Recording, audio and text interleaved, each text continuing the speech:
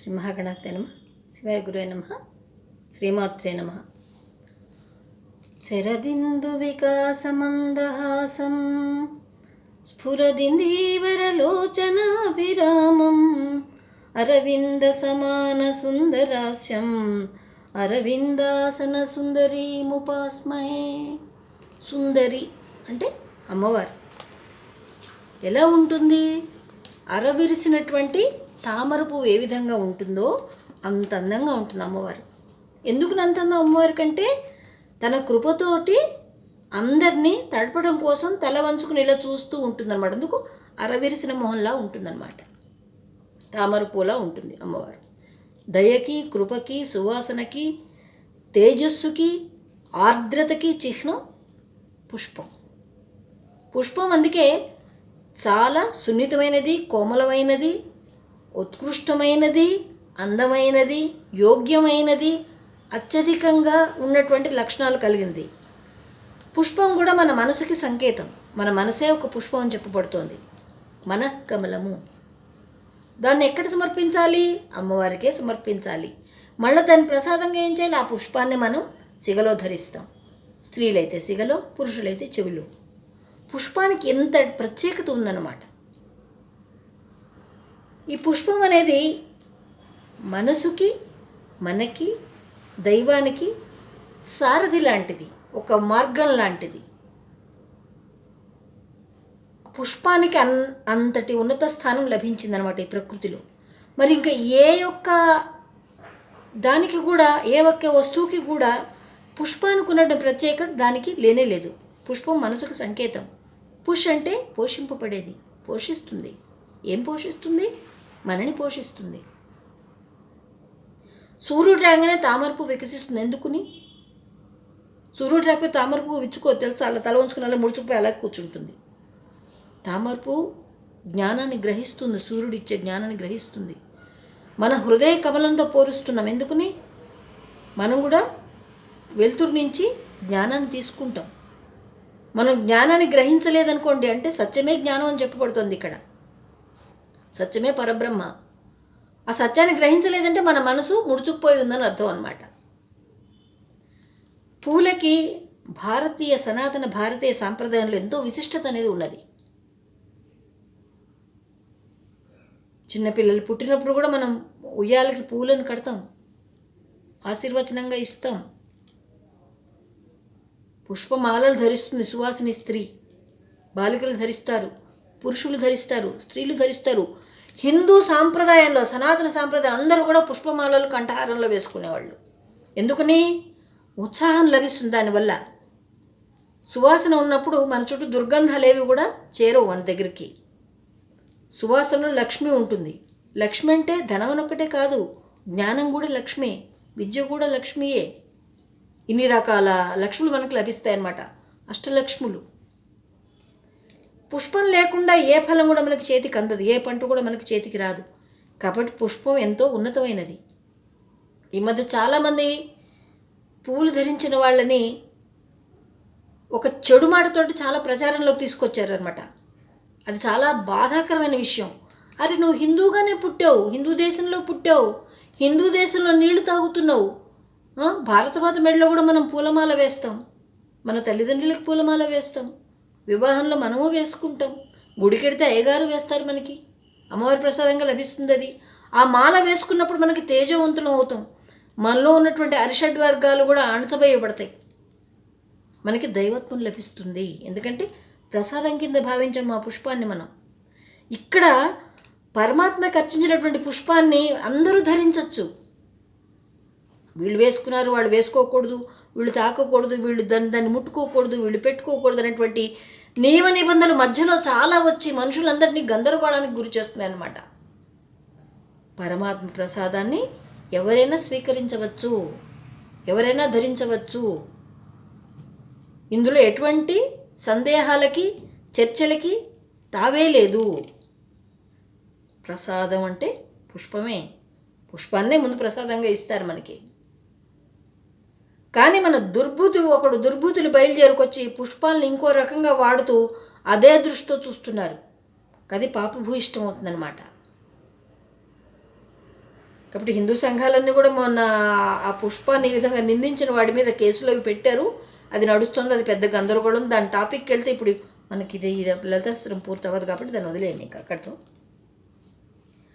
ఆ తర్వాత నిన్న మనం చెప్పుకున్నాం నేను నామం ఏంటంటే కిరిచక్ర రథారూఢ దండనాథ పురస్కృత. తర్వాత నామం వచ్చేసరికి ఇట్లా వారాహమ్మవారి గురించి మనం తెలుసుకున్నాం నిన్న. ఆవిడ ఏం చేస్తుంది, ఏం ఆహారం ఇష్టం ఆవిడకి, ఆవిడ రథం ఎలా ఉంటుంది, ఏమి మనకి లభింపచేస్తుంది, ఏ విధంగా ఆ శక్తి సమర్థాన్ని ఇస్తుంది అనేది కూడా నిన్న వారాహి గురించి మనం తెలుసుకున్నాం. తర్వాత నామం జ్వాలామాలినికాక్షిప్త వహ్ని ప్రాకార మధ్యగా. జ్వాలామాలినికాక్షిప్త వహ్ని ప్రాకార మధ్యగా. ఇక్కడ అమ్మవారి సైన్యంలో 12 మంది ఉంటారని చెప్పుకున్నాం కదండి. 12 మందిలో ఈవిడ ఒకరు. ఈవిడ కూడా మనకి రక్షణ వ్యవస్థకి సంబంధించినటువంటి అమ్మవారు. ఈవిడ రక్షణ చాలా ఇంకా చిత్రంగా ఉంటుందన్నమాట. ఇందాక మనం చెప్పుకున్నాం రాజశ్యామలు ఏ విధంగా ఇస్తుంది మనకి రక్షణ, అలాగే వారాహి అమ్మవారు ఏ విధంగా రక్షణ ఇస్తుంది మనం చెప్పుకున్నాం. ఇక్కడ జ్వాలామాలి నికాక్షిప్త వహ్ని ప్రాకార మధ్యగా, ఇది చాలా ఉత్కృష్టమైనటువంటి స్వరూపం అమ్మవారిది. ఏంటిది? అమ్మవారు ఇలా కనుసైగ చేస్తుందన్నమాట, అంతే. ఆవిడ వైపు తిరిగి లలితాపరాభటారిక కనుసైగ ఇలా చేస్తుంది. ఆ సైగని కూడా అర్థం చేసుకుని ఏం చేస్తుంది, ఈ అమ్మవారి జయసేనలను చెప్పబడే ఏవైతే ఉన్నాయో, అమ్మవారి సైన్యం కావచ్చు, అమ్మవారి రాజ్యం కావచ్చు, అమ్మవారి భక్తులైనా సరే వాళ్ళకి రక్షణ వ్యవస్థ కల్పిస్తుంది. ఎలా? అగ్ని ద్వారా జ్వలిస్తూ ఉంటుందన్నమాట, ఎప్పుడు అగ్ని జ్వలనం. ఇక్కడ విచిత్రం ఏంటంటే అగ్ని వాళ్ళని చుట్టూరుతా అగ్ని జ్వాలను రేగుతున్నప్పుడు మధ్యలో ఉన్న వాళ్ళు యాక్చువల్గా కాలిపోవాలి, కానీ కాలరు. అలాగే ఉంటుంది, వాళ్ళు బాగానే ఉంటారు. ఈ అగ్ని జ్వాలకి అవతల ఉన్న వాళ్ళు మాత్రమే దానికి ప్రభావితులు అవుతారు. చాలా చిత్రంగా ఉంటుంది ఇప్పుడు రక్షణ వ్యవస్థ. ఎందుకని?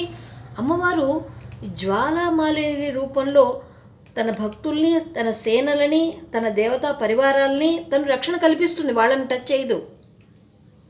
ఆ రక్షణ వ్యవస్థకి అవతలు ఉన్నవాళ్ళు, అంటే ఆ జ్వాలారేఖకి అవతలు ఉన్నవాళ్ళు మాత్రమే భగ్గును కాలిపోతూ ఉంటారు. ఇది మనకు జ్ఞానానికి సంకేతం. జ్వాలామాలిని అంటే జ్ఞానానికి సంకేతం. ఎలా? ఏది నిత్యం కాదని మనకి తెలుసు, కానీ మనం భ్రాంతికి లోనవుతూనే ఉంటాం. ఆ భ్రాంతిలోంచి మనం బయటికి రాము. ఇప్పుడు ఒక హోమగుండం ఉంది, అది రగులుతూ ఉంటుంది. హవిస్సుల ద్వారా, సమితుల ద్వారా రగులుతూ ఉంటుంది. నిప్పు, అదంతా నిప్పే, మంటలే. మనం ఏది అందులో వేసినా సరే అది కాలి నిప్పై బూడిదై, తర్వాత మంటలో ఆవిరి రూపంలో పైకి ఎగిరి బూడిదై కిందకి రాలిపోతుంది. కానీ ఇక్కడ ఆ జ్వాల ఏదైతే ఉందో అది ఏ రోజు కూడా బాధపడదు.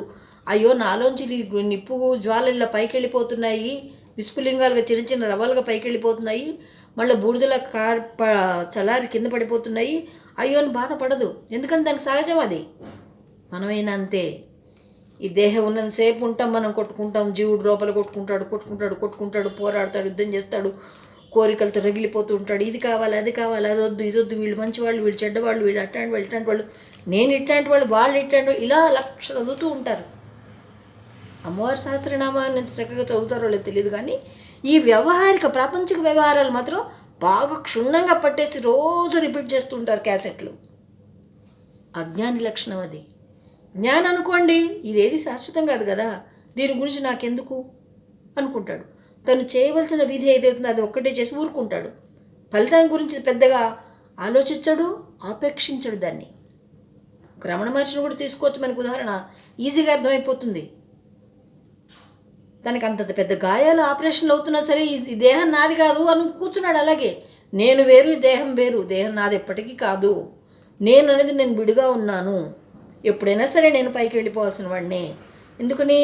ఆ యొక్క జ్యోతి చైతన్యంలో నేను కలిసిపోతాను, పరమాత్మ జ్యోతిలో నేను ఐక్యమైపోతాను, ఈ దేహం అశాశ్వతం తెలుసుకున్నాడు జ్ఞాని. తెలియని వాడే దానికి ట్రీట్మెంటు, ఆయింట్మెంట్లు, మందులు, కట్లు, కుట్లు, ఆపరేషన్లు ఇవన్నీ చేయించుకుంటాడు. అజ్ఞాని.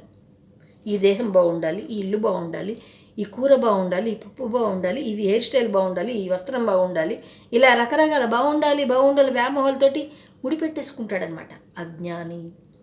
జ్ఞాని దానికి వాటికి విలువ ఇవ్వడు. పోతే పోయింది పని, వచ్చేది వస్తుంది, పోతే పోతుంది. వచ్చే టైంకి వస్తుంది, పోయే టైంకి పోతుంది. వచ్చింది నాది కాదు, పోయేది నాది కాదు. ఈ సత్యాన్ని తెలుసుకోవటం జ్ఞాని యొక్క లక్షణం. ఈ జ్ఞానాన్ని మనకి ఈ జ్వాలామాలిని మనకి ప్రసాదిస్తుంది అన్నమాట. మనకి రక్షణను కూడా కల్పిస్తుంది. చాలా శక్తివంతమైనటువంటి నామం అన్నమాట.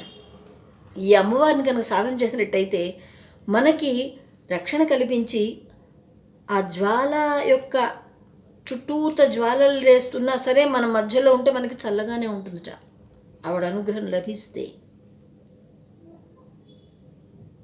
దృశ్యాద్రాఘేయస్య